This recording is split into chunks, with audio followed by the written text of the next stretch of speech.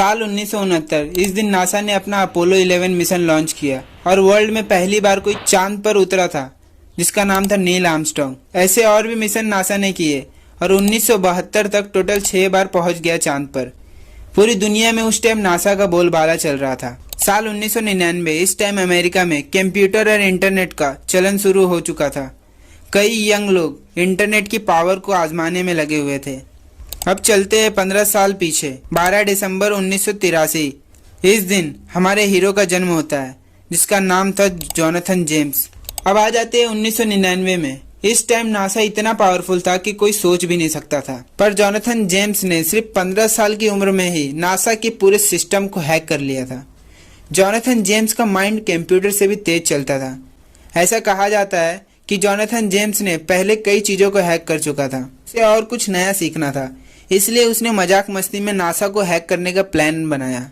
उसका हैकिंग की दुनिया में कॉमरेड नाम से भी जाना जाता था। फिर क्या, जोनाथन जेम्स नासा को हैक करने का प्रोग्राम बनाना शुरू कर दिया। जिस उम्र में हम सब स्कूल जाके मम्मी पापा से होमवर्क कराना सीखते हैं, उस टाइम जोनाथन जेम्स नासा को हैक करने का प्रोग्राम लिख रहा। तो फिर क्या है, जोनाथन जेम्स ने ऐसा प्रोग्राम डिजाइन किया जिससे वो नासा के कंप्यूटर को देख सके। अब बारी थी उस प्रोग्राम को टेस्ट करने की। पहले जेम्स ने उसे लोकल स्कूल और एक स्टोर पर चलाकर देखा। दोनों के ही सिस्टम में कुछ पल में प्रोग्राम काम कर गया। इसके बाद जेम्स उनके कंप्यूटर के अंदर झांक सकता था और उनकी फाइल निकाल सकता था। कहते हैं कि इन दोनों के सिस्टम में जेम्स ने लोगों की पर्सनल डिटेल्स निकाल ली थी। अब प्रोग्राम अच्छे से वर्क कर रहा था, तो अब इस प्रोग्राम को नासा के सिस्टम में चलाने की बारी थी। इसके बाद जेम्स ने सीधे ही अपना प्रोग्राम नासा के कंप्यूटर में भेज दिया। गाइस कहते हैं कि जेम्स सिर्फ सिस्टम हैक करने तक ही नहीं रुका नासा का, उसने नासा के सिस्टम से एक सॉफ्टवेयर की चोरी भी कर ली थी। कहते हैं कि उस सॉफ्टवेयर की कीमत करीबन $1.7 मिलियन थी। नासा के लिए ये सॉफ्टवेयर बहुत ही काम की चीज थी। इतना ही नहीं, जेम्स इधर ही नहीं रुका। इसके बाद जेम्स के हाथ इंटरनेशनल स्पेस स्टेशन के सोर्स कोड तक भी पहुंच गया। इसके जरिए स्पेस में वो सही से काम कर पाते हैं।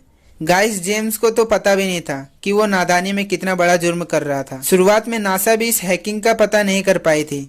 हालांकि कुछ दिनों बाद नासा को इस हैकिंग के बारे में पता चल गया। सोर्स कोड के छेड़छाड़ के जैसे ही पता चला नासा को अपने पूरे सिस्टम को बंद करना पड़ा। माना जाता है कि इसकी वजह से उन्हें हजारों डॉलर का नुकसान हुआ था। सबको लगा कि ये कोई बड़े हैकिंग ग्रुप का काम है।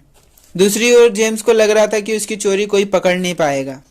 नासा और अमेरिका के डिफेंस डिपार्टमेंट ने हर तरफ से हैकर को खोजने का काम शुरू कर दिया था। वह जानते थे कि आज जो नासा तक पहुंच सकता है वह कल और अंदर भी आ सकता है। इसलिए अमेरिका की खुफिया एजेंसी इस हैकर को ढूंढने में लग गई थी और कुछ ही देर में उन्होंने इस प्रोग्राम का पता लगा लिया। इस प्रोग्राम को जेम्स ने सिस्टम में डाला था। फिर क्या था, नासा को कुछ टाइम लगा जेम्स को ढूंढने में। उन्हें पता चल गया था कि जेम्स के घर से ये प्रोग्राम छोड़ा गया था। अगले ही पल जेम्स के घर पुलिस आ गई और जेम्स को गिरफ्तार कर लिया गया।